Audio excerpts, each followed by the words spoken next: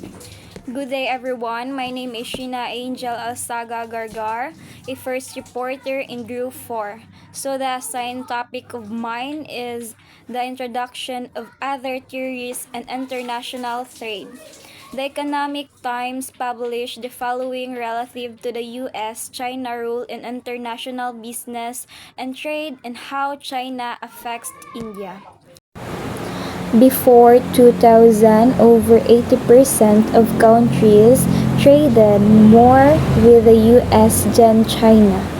But by 2018, that dropped to about 30% as China became the top trading partner for 128 of 190 countries.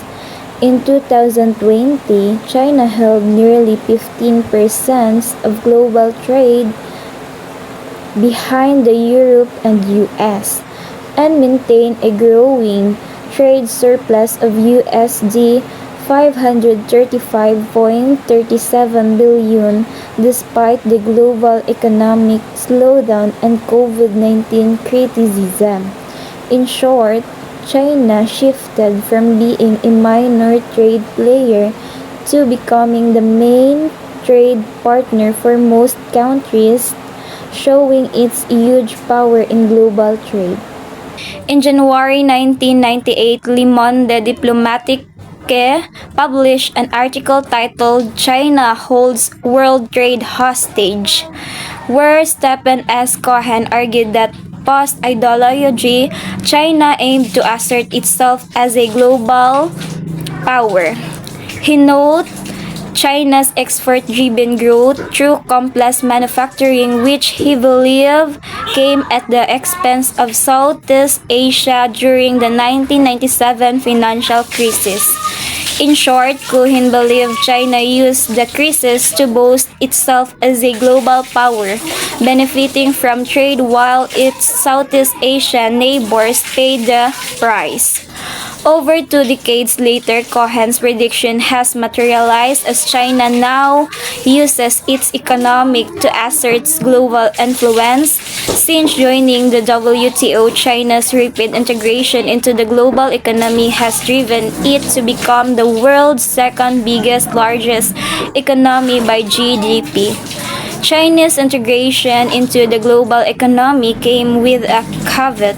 Despite WTO membership granting it open trade access, it has not upheld the spirit of free trade, maintaining an opaque economy with secretive decision-making and unreliable data controlled by the CCP.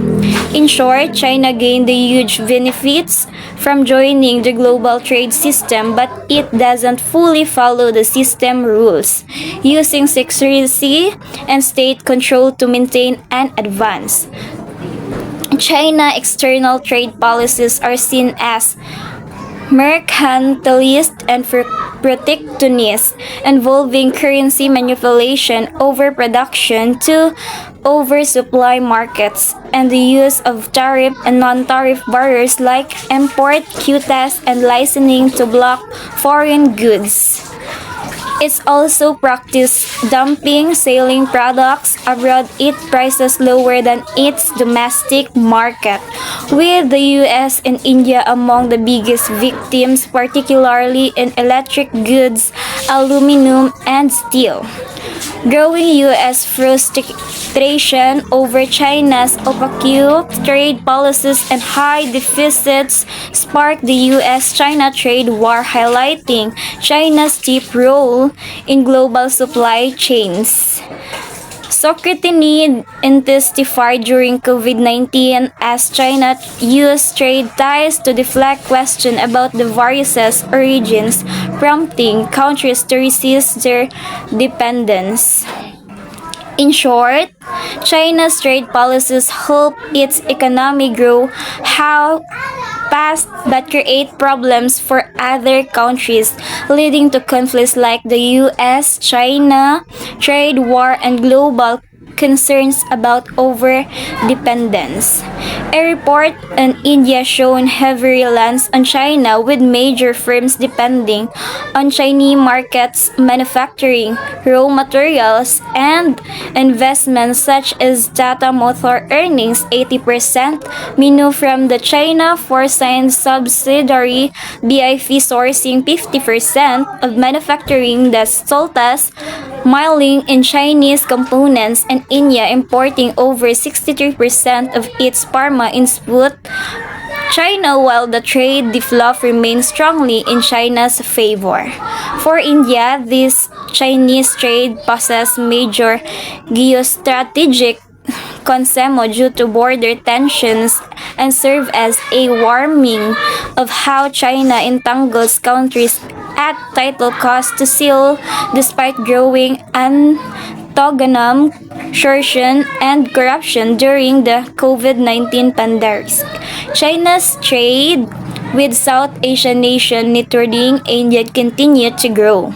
So, in short, India is very dependent on China economically. But this is dangerous because of their political tension and China's strategy of using trade to gain influence. The Century of Strategic and International Studies has called on global players to resist Chinese economic extortion by reducing reliance on its supply chains. This requires shifting production and markets to other capable countries. The US, Japan, and France are encouraging companies to cut dependence on China, but the effort faces challenges due to China's massive production capacity and attractive market, which make firms hesitant despite its predatory trade practices. So, in short, experts say countries should cut reliance on China's supply chain, but it's hard because China is too big and profitable to ignore. So, China's growing dominance in global trade highlights not only US-China-India relations but also the continued relevance of mercantilism and protectionism in today's world. This underscores the importance of studying international trade and theories and addressing ethical concern over the predatory nature of modern trade practices.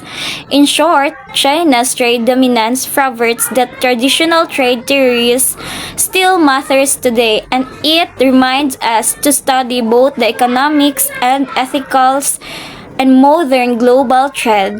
That's all. Thank you.